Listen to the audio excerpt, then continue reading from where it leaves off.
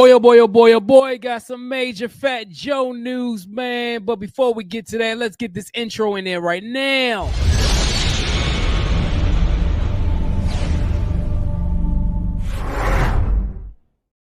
Yes, sir. Welcome to the show. It's your boy Jay here with another video. Make sure you hit that like button. Make sure you hit the subscribe button, man. Let's talk about it, man.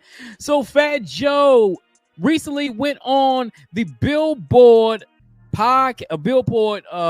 They have their own YouTube channel, so you know it is what it is. And he talked about an array of things, including his new album, different things he's been through in the rap industry over the past 30 years, all these different things. But there was one thing that Fat Joe said that really caught the attention of people. Fat Joe has officially resigned as the host of the BET Award Show. Fat Joe has officially resigned as the host of the BET Award Show, and he's going to pass the torch to Chainz. He said Chainz has been asking to do it, and Fat Joe said, you know what, I'm going to give you the opportunity, so you go ahead and you can host the BET Awards or whatever. He also said BET doesn't know it, but I think BET knows it, but he didn't want to say that BET knows it because BET probably told him, no, all this stuff that's been going on with you lately is not looking good for the brand, so hey, you got to get away from this. We don't need you to host BET. I'm gonna tell you something. I'm gonna keep it above. BET forced him to do this. I'm not buying that Fat Joe got tired of hosting the BET Awards, because the BET Awards, man, they give you a nice little bag for hosting the BET Awards, and it keeps your name out there. It keeps your name out there. So why would Fat Joe give up a lucrative opportunity like that? I understand that Chainz probably asked him a few times, and he said, I'm gonna acquiesce and give Chainz the opportunity, but why would you give it up? It's because all this stuff that's been going on with you since you've been on that Mad Hoffa podcast, talking all that mess about how hip-hop was not started by certain people and hip-hop is not black and all this and all that. Come on, Fat Joe. You know for a fact that's the reason why you're not hosting a Black Entertainment Television Award Show. You're a Latin guy hosting the Black Entertainment Television Award Show. Yes, I said it, and I'm going to say it again. You are a Latino from the Bronx hosting the Black Entertainment Television Award Show. Yeah.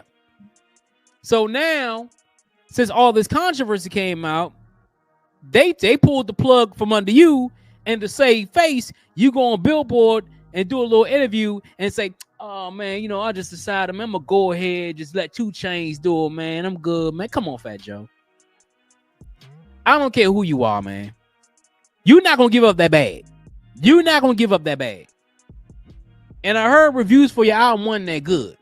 The reviews for your album wasn't that good. So Fat Joe, man, you need the BET Awards to stay relevant. You need this to stay relevant, bruh.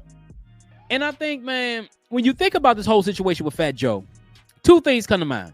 Number one, people need to sometimes really evaluate and really, really need to think about what they say on podcast, television, all these things.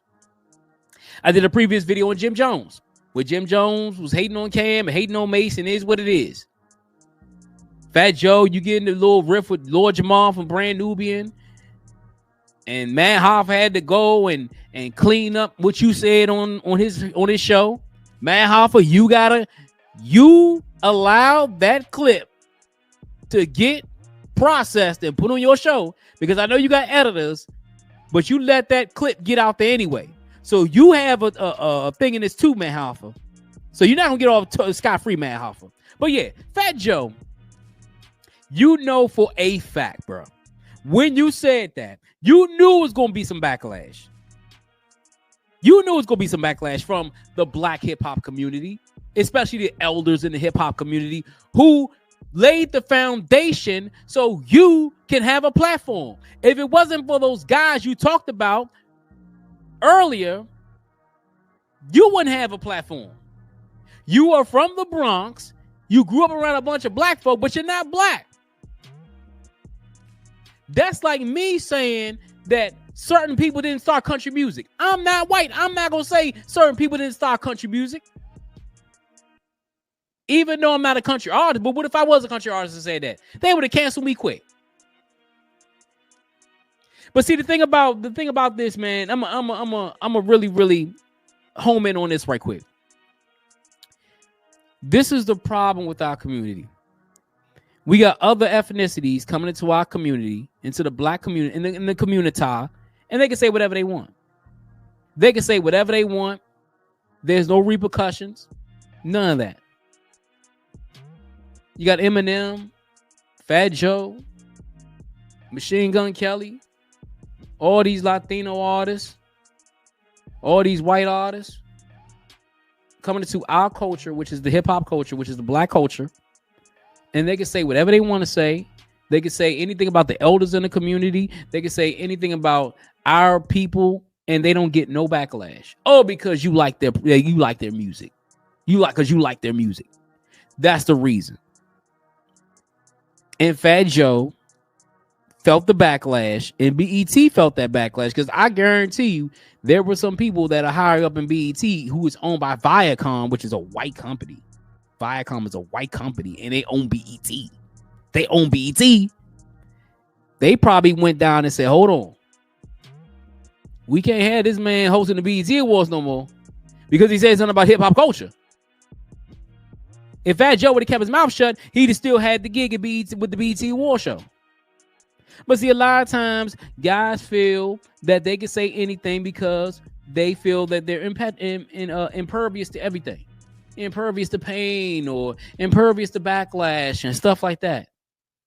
This is why I tell people, man, you need to be careful what you say on these podcasts.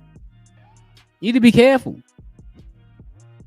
Because what's going to happen is, I'm not going to say he's going to lose any endorsements. I don't think it's that big to lose endorsements. But at the end of the day, Fat Joe lost a lot of credibility when you said that.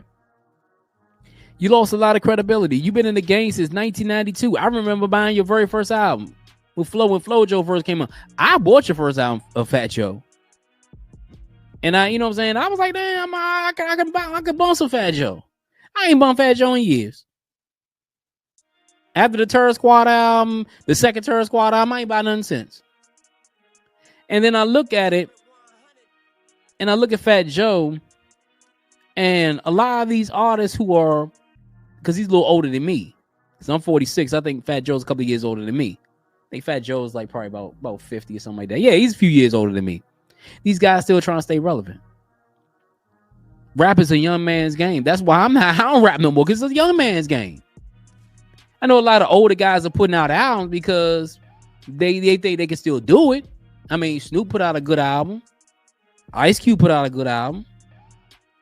But Fat Joe, like, you ain't put out an album in 15 years. 15 years? Yeah. But I'm not even talking about the album. I'm talking about the whole controversy. You know what you said was wrong. And you know for a fact people were going to get on you about this. This is just the first domino to fall. You're not hosting BET Awards no more. Now, do I think Fat Joe cares? Yes, he cares. Will he recover? Maybe. I think he'll recover. I mean, people's attention spans are so short that in like 3 or 4 months, we gonna forget about this whole thing. That's why I had to put the video out now, because people's attention spans are so freaking small. But I'm gonna tell you something. If people forgive, you can forget, but don't forgive. I'm just saying that. You can forget, but don't forgive. You're gonna have a lot of people that are gonna forgive Fat Joe for what he said. You're gonna have some people who are gonna never forget Fat Joe for what he said. But at the end of the day, losing that BET hosting gig is just one of the dominoes to fall. We don't know what else is gonna happen, but hey, I'm here for it. It's your boy Jay here with another video.